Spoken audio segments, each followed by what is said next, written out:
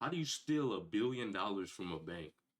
I thought this said a million at first, but I think that's a billion or a trillion or one quadrillion. July 10th, 2016. Two men are walking into the entrance of a bank in Taipei. They're wearing medical masks and fisher hats. One of them guards the entrance, while the other stands in front of the ATM. He doesn't do anything though. He doesn't withdraw money with a card, nor does he try to blow it up. He just waits. And then something curious happens. The ATM starts spitting out banknote after banknote. All he has to do is collect the money. As a stranger approaches, they immediately abort and leave. The stranger will find the cash just lying there. Even though it doesn't exactly look like it, he just walked into a massive heist. While those two men collected their money, 20 others did the same thing at other branches. This is just one puzzle piece of a larger operation, a 2-year-long sophisticated attack that shook the global financial system to its core. More than 100 banks in over 30 countries with stolen funds amounting to roughly $1 billion US. One of the biggest bank heists in history, orchestrated by hackers.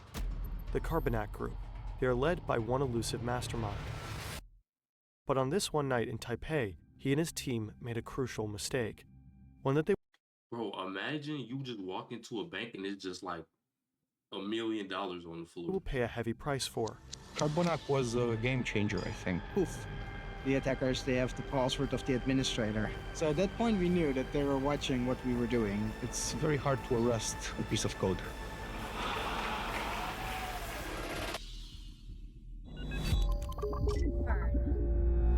This video was created in cooperation with the cybersecurity company Kaspersky Lab. They might be crazy, bro. I ain't gonna lie. Imagine you just suddenly you in $1 billion heist that you had nothing to do with. On the basis of their documentary series, Tomorrow Unlocked. Also, check out this great podcast episode by Darknet Diaries on the story, link in the description. Okay. The actual events of this hack are known, but the names of the attacked banks and involved employees were never disclosed. So to tell this story, we created Maxim. That's him. It's the 8th of April, a regular Tuesday. He works in a Ukrainian bank. He's a well-respected employee, but he has a bad habit of not installing his Windows updates. As he sips his coffee and thinks about the receptionist he has a crush on, an email from his colleague pops in. It's from Sergey, his coworker. The mail has a Word document attached. Sergey. It translates into Compliance with Federal Law 115, dated 21/7/2014. Sounds important enough. Maxim clicks on it. He reads it, closes it, and continues his very ordinary workday. A few months later, Maxim is sitting in a meeting. His boss seems distraught. Some of his bank's ATMs started spitting out banknotes at seemingly random times of day. It seems like whoever was lucky enough to show up at the right time could just grab the money. The bank might be the victim of a cyber attack. The employees should act cautious and avoid suspicious emails. Emails, meetings, stress, colossal hacks. For many, it's the same story every day. What if you want to throw in the towel and build something of your own? Odoo is an all-in-one platform that gives you everything you need to manage your business. You don't need any tech skills. Honestly, you can be a complete Wait, what's going on? Is this an ad, bro? What's going beginner. With Odoo, you can create a sleek website and launch your dream project in no time. It's just 4 simple steps. What kind of website do you want? Define the field of activity and the objective. Choose a color palette or insert your logo.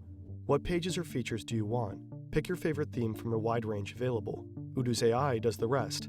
Then you can easily customize your site. Drag and drop blocks whenever you need them. Use built-in ChatGPT to help you write engaging copy. Odoo can also handle translations if you want your site to be multilingual. Odoo's first app is free for life with unlimited hosting and support. They even give you a free custom domain name for 1 year on top. If you're ready to scale, Odoo offers a range of other powerful applications to optimize your business. Visit fern.deal/Odoo15 now and start building your own websites for free. The bank hired Kaspersky to investigate their problem. Suddenly all your ATMs are empty. You know that something had happened. This is Jort van der Wiel. He was part of the team on the case. He checks the hard disks of the affected ATMs for malware and finds nothing. Not one suspicious activity, not a single trail to follow. A few months later, van der Wiel gets a call in the middle of the night. It's 3 a.m. It's an account manager working for a large Russian bank. He says van der Wiel and his team need to call his IT guy ASAP. A couple of minutes later, one of von der Wiel's Kaspersky co-workers shows up at a bank in Russia. The IT guy on the site is panicking. Someone has gained control over their domain controller. That's the heart of their server network. If you control the domain controller in a Windows environment, you basically control everything. And without a good reason, it's sending data to China. The Kaspersky specialist starts to look for malware right away. Eventually, he finds a software that lets you watch and control a computer remotely. Could it be that the intruder is watching them right now? He has an idea. He opens a Word document and writes the Russian word for hello. They wait for a few minutes. Nothing happens. Then, suddenly, the cursor moves, and letters appear. The hacker answered. He adds, in Russian, "You will not catch us." To which the Kaspersky employee replies, "We will catch you." "No, you will not catch us." Oh, he a menace, bro. He's a menace. Okay, it's on.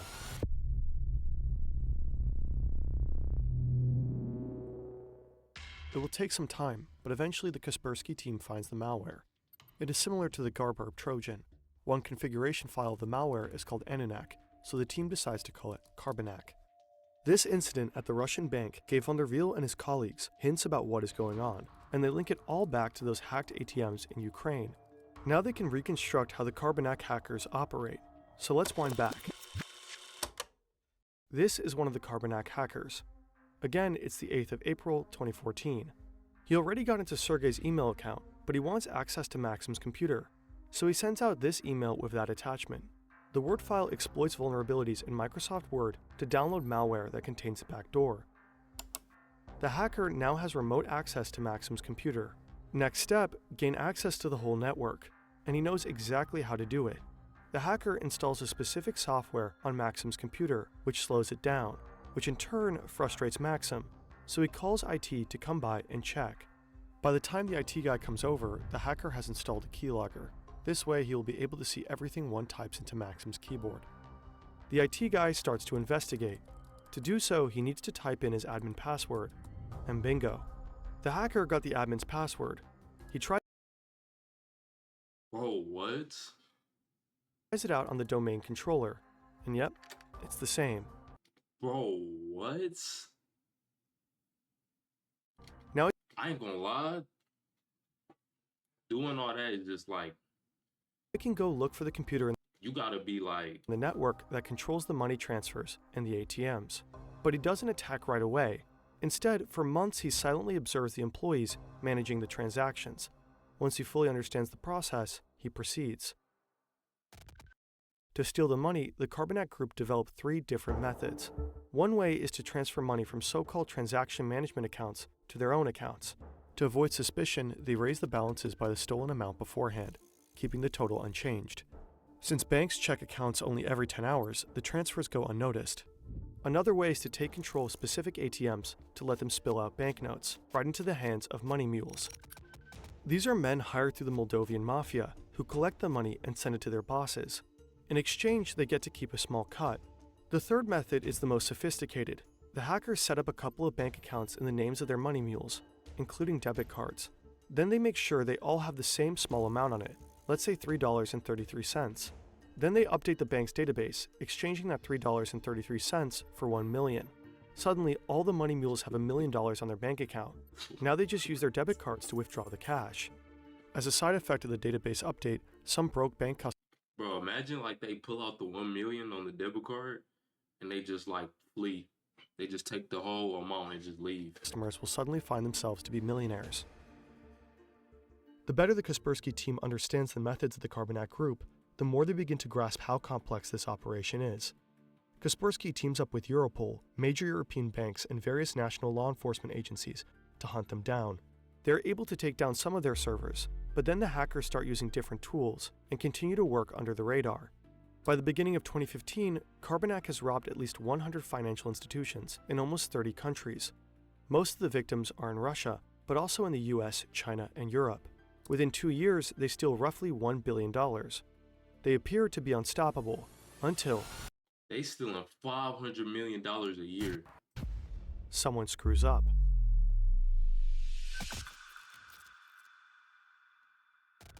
The first bank reported that over 70 million NT dollars was withdrawn illegally. The withdrawals were made in both Taipei and Taichung across 34 ATMs and 20 branches. In July 2016, Carbanak attacks the so-called First Bank in Taipei, but the Taiwanese police are quick on their feet. Very quick. 我们从被盗领的 ATM 的影像先去调。 At least 500 police officers checking the CCTVs. We track all the footage from the ATMs and back to the hotels of all the suspects. 这一个车手的一个身份，陆陆续续，接下来3-4天的时间，全部把22位的一个身份22 money mules, most of them Russian, the rest from Eastern European countries. 19 of them successfully flee Taiwan, but 3 remain in the country with the money. Their faces are all over the media. To escape, they have to get rid of the money somehow. One of them hides 2 sports bags with some of the money at the Donghu Park. He then flees to Yulong County and hides there. But he is caught and leads the police back to the sports bags. But instead of 2, there is only 1 left. An elderly man found one of the bags and took it home. He probably think that was fortune from God. The police seized the second Hey, I'm just saying. A random bag, $1 million just sitting there. I'm just saying, bro. I'm just bag saying. and search for the other money mules. A man called Bobby hides the rest of the money in 2 suitcases and stows them in 2 lockers at Taipei Central Station. Shortly after, 2 other men from Eastern Europe arrive in Taiwan and collect the suitcases from the main station. They go to a hotel to have brunch. As they sit down, they're interrupted by the police. Put down the knife, your fork, stay calm, don't move. It's not an interaction with us, such a shame. Bro, it's like they not even trying, bro. Like they didn't try to hide the identities or like. They ask the men to take them to their hotel room. Сколько у вас человек всего? Здесь нас двое. Нет, целая группа. Чего группа? Вот это преступление. In their hotel room, law enforcement finds banknotes that are worth roughly 1.5 million US dollars. The Taiwanese police managed to recover 90% of the stolen money.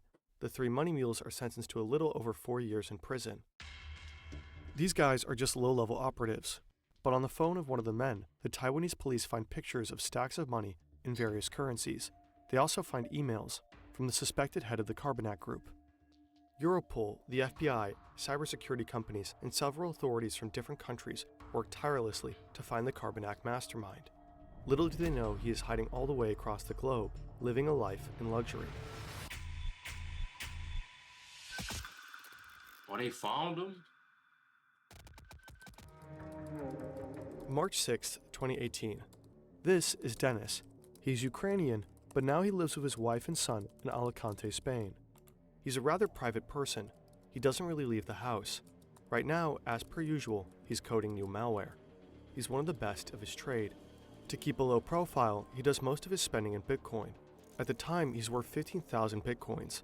In 2018, that was worth roughly $162 million.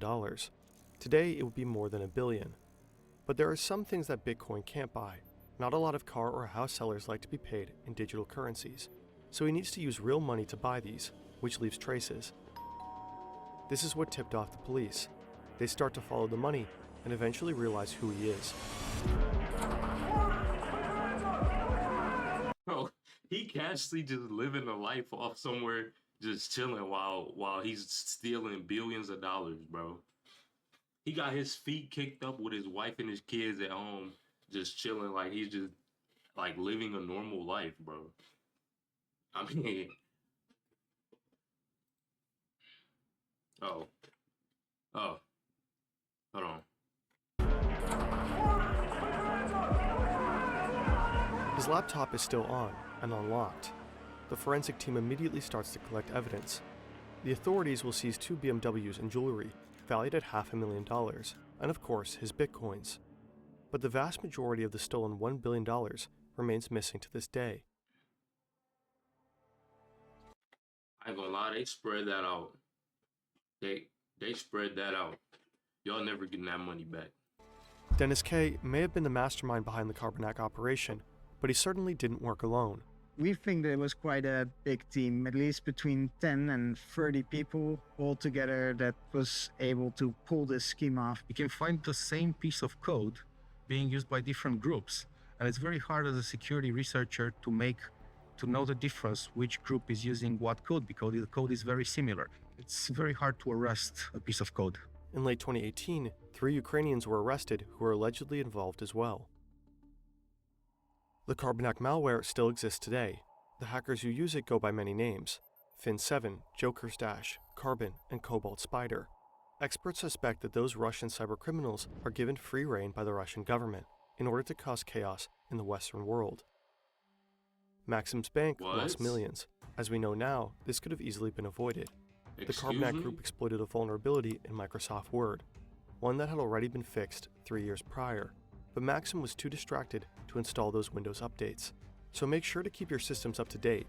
It could save your employer a couple million. A couple million?